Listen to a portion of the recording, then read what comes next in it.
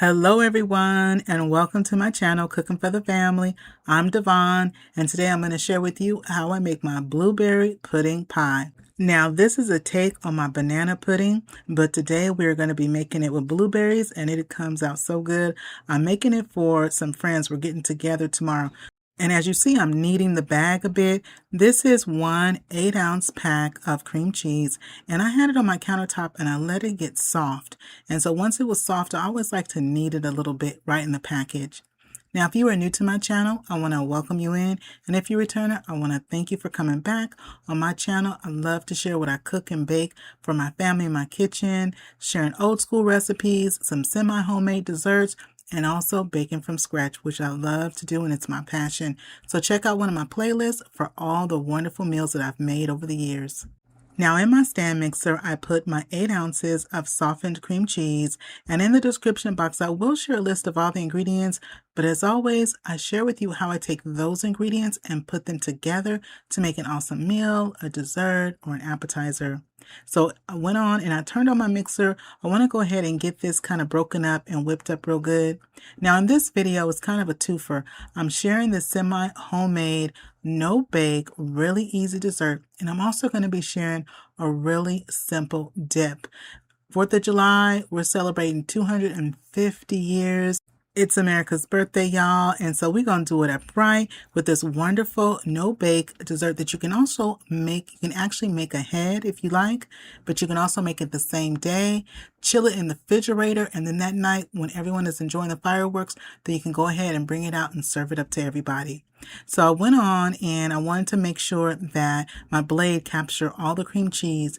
Now once it's kind of started to whip up, I'm going to put in 1 can of sweetened condensed milk. Now, if you haven't subscribed, I invite you to hit that subscribe button. And if you like this video, don't forget to show it some love and give it a thumbs up. And the size of the can that I'm using is a 14-ounce can. Now, also at the end of the video, I'll share with you a visual of all the ingredients that I use. So I'll share with you the list of ingredients in the description box, which is going to be found under the title. And I'll also share with you a visual of all the ingredients that I use. I'm a visual learner. I like to see what it is. And so I'm going to share with you all the different ingredients I used. So we're using that 1 total can of the sweetened condensed milk. Now I had mentioned that you can make this dessert ahead of time, which is really nice. So you can make it the night before, put it in the refrigerator and let it chill. And if you're not able to make it the night ahead of time, you can make it the morning of the day that you need it. After you've made it, put in the refrigerator. You want it to chill for a good 6 to 8 hours. 8 hours or more is best. And then go ahead and just let it chill and then go ahead and serve it. Now, once I have everything starting to whip up, the sweetened condensed milk with the cream cheese, I added in some vanilla extract, and that was 1 teaspoon of vanilla extract. We're going to let the vanilla extract whip up really good with the sweetened condensed milk and that softened cream cheese. Next, I'm going to add in 1 box of the Cheesecake instant pudding. So this is Cheesecake instant pudding. Now, if you cannot find the Cheesecake instant pudding, then you can use the vanilla instant pudding. And we're going to be using 2 packs of instant pudding total. I like to use 1 cheesecake and 1 vanilla. And so I like to do that. But if you can't find the cheesecake, you can use 2 vanilla. Now the size box that I'm using, this is the 3.4 ounce of the instant. You want to use the instant, not the cook and serve. So be sure that you are getting the instant. And so this is the 2nd pack of the pudding. So we used 1 pack of the cheesecake instant pudding. It's the 3.4 ounce, and then we used 1 pack of the vanilla instant, and also that's a 3.4 ounce. Now, as that's mixing, we're going to put in some milk, and I'm putting in 4 cups of cold milk. Now, I'm using 2% milk, which is the low-fat milk, or either you can use whole milk. Either one of those works just fine. And so we're going to go ahead and put in our 4 cups of milk. We're going to let everything mix together until it starts to create a nice little pudding texture. You don't want to whip it where it's totally super thick because it's going to be too hard to spread. And it will thicken as it chills. And so we're going to mix it until our pudding has dissolved and everything is blended well and it starts to thicken slightly, okay? Which is basically you're following the directions that's on the side of the package. You want to go ahead and mix it to then. And so once it's mixed up, I like to also, in the bottom of my mixer, sometimes ingredients can gather, especially if you're using a stand mixer. And so I like to get my spatula, go around the sides and the bottom of the bowl to make sure that we capture all of our ingredients. And with the pudding, you can substitute it for the sugar-free pudding. The same flavor, but you can just substitute the sugar-free pudding. And I've done that before in the past. I also have a vlog that I did that I used the sugar-free and fat-free different ingredients for my dessert. And I'll put that link in the description box below. And it's a chocolate one. It's a chocolate trifle with pudding and the whipped cream, and it comes out excellent. And so I'll share that with you. Look for that link in the description box, along with the information and the ingredients for this dessert, as well as the appetizer that I'm going to share with you towards the end of this vlog. Our pudding mixture has slightly thickened up. It's time to go ahead and turn off my stand mixer. Just kind of see how it's doing. It's looking good. Now, if you don't have a stand mixer or a hand mixer, you can just go ahead and use a whisk. You can use a wire whisk and just go ahead and whisk the cream cheese and follow the steps with the cream cheese, and then the sweetened condensed milk, and then of course the instant pudding, and then also with the milk in there and the vanilla extract. Now next I'd like to add in a little bit of cinnamon, and the cinnamon really adds a nice little touch. It's a nice little warming background note, and it really brings out the flavor of the blueberries. And so I put in there a half a teaspoon. And so I'm going to go ahead and mix, and you see how it's already starting to thicken up. And so go ahead and mix the cinnamon, the ground cinnamon in there, and that was half of a teaspoon. So once I have the cinnamon mixed in, we're going to go ahead and assemble our dessert. So I have here my 13 by 9 casserole dish, and I'm going to be putting in my Nilla Wafers. This is the 11-ounce box of Nilla Wafers, and we're going to end up using pretty much all of this box of the Nilla Wafers. Now, I did not butter it and I did not spray it. I just have it just like it is. So at the bottom, I'm going to put a little bit of the pudding, and that's going to start to hold our Nilla Wafers down. So that way they're not sliding all over our casserole dish as we start to assemble our layers for our dessert. So you can put them face up or face down. The wafers, I like to go ahead, I'm going to adjust those, and I'm going to put all of my Nilla Wafers face down, and we're going to put them, we want to have them a nice even layer. We don't want to overlap them at all. We want to have it just a nice even layer, just like that. Then I'm going to go ahead, I'm going to add in my blueberry pie filling. Now this is a 21-ounce can. Now depending on the maker of the blueberry pie filling, you're either going to have, it's going to be a 20-ounce can, some are 21-ounce cans, some are even 22-ounce can. Either one of those cans is totally fine. You just want to use the blueberry one. I'm going to take half the can, and we're going to put half the can of our blueberry pie filling, and we're going to gently go ahead and put them all over our Nilla Wafers. Because what's going to happen is, as our dessert chills in the refrigerator, our Nilla Wafers are going to soften up, and it's going to create this nice almost cake layer. So similar to like an icebox cake pretty much. And so letting the dessert chill and come together in the refrigerator for that 8 hours or more really brings the dessert together. After our blueberry pie filling, I'm going to do another layer of the pudding mix, and we're going to again go ahead and put it all over. So with the pudding mix, we're going to end up doing 3 layers of that. So you're going to use a third, a third, and a third. We put a little bit in the bottom initially just to kind of keep the wafers from moving around. So that's not a layer that I'm counting in the third, but we're going to do a third, a third, a third when it comes to the pudding mix, okay? And so once I put the pudding mix down, we're going to do a second layer of the Nilla Wafers. And what I'll do, as well as in the description box, I'm going to put how the layers stack up. So each layer, I'll put what goes first, second, and so on and so forth. I'll also put that information in the description box so you know how to put your layers down, okay? Now this is the second half of my blueberry pie filling. It goes right on top of the wafers. I'm going to go ahead and spread it on from end to end, this second part right here of the filling. And I'm going to try to do that without disturbing the layers, because we do want to maintain those layers. It looks really nice once we cut into it and it's chilled and it's set up. So we want to try to maintain our layers. Now after that, I put on my last third of the pudding mix all over, just like that. And so once we have the last third of our pudding mix, we're going to put on our topping. And our topping, I'm using 1 8-ounce container of Cool Whip. Now let me tell you a little secret when it comes to using Cool Whip. Before putting it on top of our dessert and topping our dessert with it, you want to go ahead, once you open the container, you want to whip it just like I'm doing. I'm just basically just kind of like whipping it or mixing it really good, about maybe 4 or 5 times. What I found is that it increases the volume, it makes the Cool Whip nice and fluffy, and it's easier to spread. And so go ahead and just mix it in the container about maybe 3 or 4 times, give it a nice good stir, and it becomes so nice and fluffy. And so I'm going to go ahead and spread our topping all over. Now with our Nilla Wafers, I use the whole box with the exception of maybe about 4. Reserve about 4 of the Nilla Wafers because we're going to use that to crumble on top for our topping. And so go ahead and finish up with the whipped cream just like that. I have a few Nilla Wafers, and putting the Nilla Wafers, the crushed Nilla Wafers, on top of our dessert is just a nice way to kind of finish it off. And so I'm just going to crumble some all over.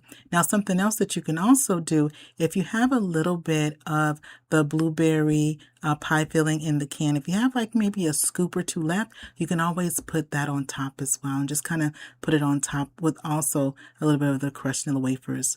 So I covered it with our plastic wrap. I'm going to put this in the refrigerator to chill. I'm going to meet up with my friends tomorrow, and it's my other friend is hosting at her home. So the next time you see this dessert, it is going to be at my friend's home. Well, as you see, y'all, we started tearing into this dessert, and I had stopped and I forgot to take pictures because we were just wanted to have our dessert and just keep chit-chatting. And so we still have a few ladies that still need to be served, but I wanted to share with y'all that's what the layers look like.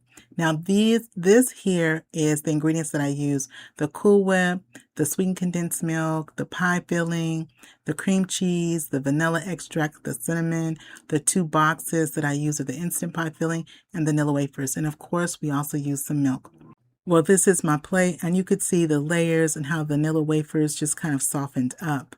Well, if you have stuck with me this far, I'm going to share with you a little bonus.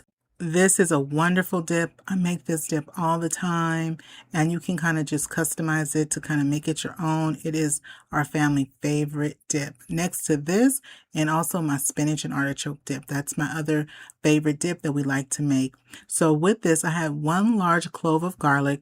Now, if your garlic is on the small side, then you want to use 2, okay? And so I'll go ahead and I mince my garlic, and I'm going to put all my ingredients in this one big bowl. Now, what's nice is that you can serve this dip. You can serve it cold if you like, or you can serve it hot out of the oven. You can also take this dip and put it in a small crock pot. You can do that too. So next, with my minced garlic, I'm going to put in some cream cheese.